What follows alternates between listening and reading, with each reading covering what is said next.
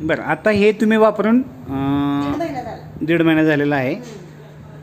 बॉटलमधलं पाणी पिता, दररोज हो. हातामध्ये बेल्ट बांधलेला असतं. बांधलेलाच आहे. हां, हे मॅट तुम्ही वापरता. ओके. आणि आता जे तुम्ही एवढे सगळे प्रॉब्लेम सांगितले, तुमचा पंप वगैरे सगळा बंद झाला आहे. आता पंप मी 1.5 महिन्यात एकदाही म्हणजे एक महिन्यात तर मी एकदाही पंप घेतलेला नाही. पूर्ण 1 महिना झाला. ओके हा ओके. पंप जो आहे ट्युरॅडचा, अस्थमाचा पंप तो मी ओढलेलाच नाही. मला गरजच पडली नाही. आणि आता जे मी कंटिन्यू बोलते हे असं कंटिन्यू बोलता येत नव्हतं मला. आणि महत्वाचं म्हणजे माझं वजन अगोदर 10 वर्षापूर्वी पिशवीचं ऑपरेशन झाल्यापासून माझं वजन 72 वर होतं. कोरोना काळात माझं वजन 12 किलो कमी झालं. पण आता ह्या मॅग्नेट मॅटमुळे एवढं खाणं मी स्ट्रॉंगली ठेवलंय. ड्रायफ्रूट, दूध, अंडी रोज आणि चिकन, मटन. 1 महिना तर पूर्ण मी ते सगळा सकस आहार घेतला. माझं वजन 3-4 किलोनी तर वाढायलाच पाहिजे होतं ना. नक्कीच मी खायचे आणि झोपायचे, बाकी काहीच करत नव्हते. पण त्या मॅटमुळे माझं वजन मेंटेनन्स आहे.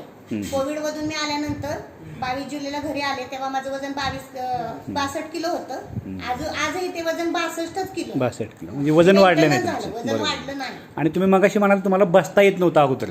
4-5 वर्षापासून तुम्हाला बसताच असं येत मांडी घालून बसता येत. आता तुम्ही बसून दाखवा बरं एक वेळ. बसता मला आता पटकन येतं असं.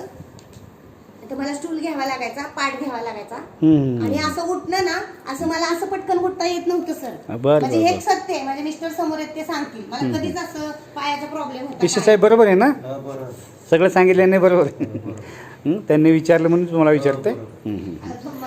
एकंदरीत हे वापरून तुम्ही समाधानी आहात? समाधानी आहे, कारण माझा पाय जो जखडायचा नक्की नक्की. तुमचे बरेच प्रॉब्लेम सॉल्व्ह झाले याच्यामुळं.